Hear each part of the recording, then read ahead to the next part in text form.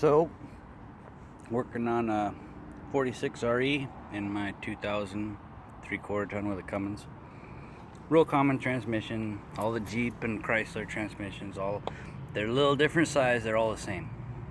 It was shifting back and forth really erratically. I thought it was shifting back and forth. It wasn't that. It was a torque converter kicking in and out.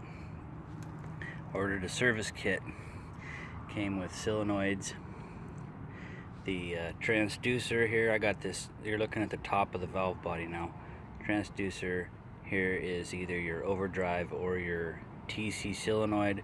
It's another one underneath of here.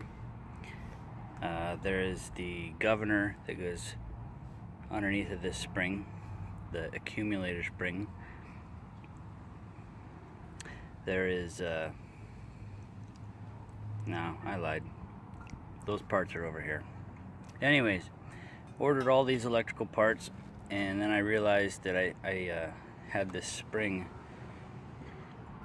and retainer clip, and I didn't know where they went. Found out you have to take the valve body off, and on top of the valve body, they go right there. This little sucker is supposed to stay up underneath of that plate to hold that spring in. You can see mine's broken. So apparently that's a common thing, and that has to do with the torque converter lockup. One little issue I had taking the valve body out was the parking rod. Hey, look, I got a broken part there, it looks like. No, that's not broken. So parking rod goes down through this hole, and it has an E-clip on the bottom. I couldn't get the parking rod to come out of the back of the transmission, so I just took the E-clip off and left the rod in there. When I put it back together, it might be difficult, but maybe I'll have my son help me. I'll change these parts out. This spring actually is a lot wider than this, and it doesn't want to fit between this right now, so I might have to dig into that a little further, see if I need a smaller spring for this application, or if I can spread that little piece, which I don't think is the proper way to do it. I can see that the broken part is still inside of there. That's good that it didn't end up in any of the other moving parts, and you know, it could have ended up in that spring and jammed it up, or who knows. I'm gonna take a look underneath. I don't know if we can see, but I wanted to try to show you. No, I'm way too far back under the pickup here. Bear with me. There's the parking rod hanging down, and that goes through that little hole I showed you with the E-clip. The only things you have to take off to take the valve body off is your shifter linkage, your throttle position linkage, which there's one there. The throttle linkage was a separate piece I took off. You have to pop that little thing off of the ball there. It just snaps off, and then you can take the whole linkage off the top. It goes above the shifter linkage on the same shaft. 2 wire connectors. That was pretty much it on the outside, and then you can drop it all down. And then of course I had to do the parking rod. That was one of the hardest things, was nobody really said clearly how to get this thing, the valve body, out of there. And if you want to do a good service, you need to get it out.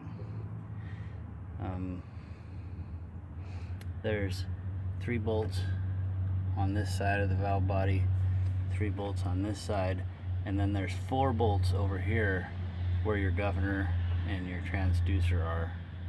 You can leave in the little Torx bolts. All the little Torx bolts, leave those in. All these are 11mm. So I hope that helps somebody. The reason I'm making this video is mostly because nobody had one that told me some of these details. I've never had a transmission this far apart before, but I was pretty confident that the hard parts inside, all the gears, all the bands, bearings, were good. It was definitely something small making it shift back and forth. I thought it was electrical, and now I'm pretty confident that it's that spring. But I'm changing the overdrive solenoid and the TCC solenoid anyways. So, good luck everybody. If your torque converter is in and out, in and out, in and out erratically, it could very well be that spring. I'm not the first one to have that spring, the little retainer break and fall out. I saw another video where the guy's spring and the parts to the retainer had come all of the way out and were in the bottom of the pan. So good luck, and write any comments if you like, and I'll try to answer them if I can, or we'll figure it out together. So I just wanted to do a follow-up because I was mistaken about the location of a couple parts. Well, here's my new retainer. It's a lot thicker. There's a modified part, like this plate, that sticks out further and comes down, and it has a nubbin on it that holds the spring. If I had known about it, I would have gotten that, but I don't. I'm gonna just finish it and put it back together. I was mentioning where the accumulator spring and where the transducer and governor are. That's irrelevant. I was mistaken, you know, one part's over here, one part's over here. Anyways, you'll find that stuff from the bottom when you work on it. So I apologize for pointing at the wrong things. The bigger spring I had did not fit, so I put the original back in. This transmission had already been built once, about 100,000 miles ago. I had it rebuilt.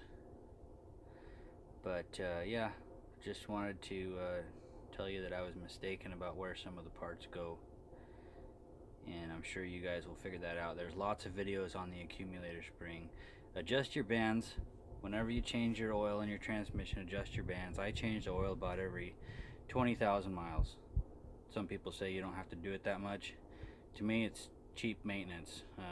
Change filter and oil, and I figure that's going to make it live a lot longer. And you'll find out sooner if you have problems, if you find metal in the pan, if you do it more frequently. So, good luck, everybody.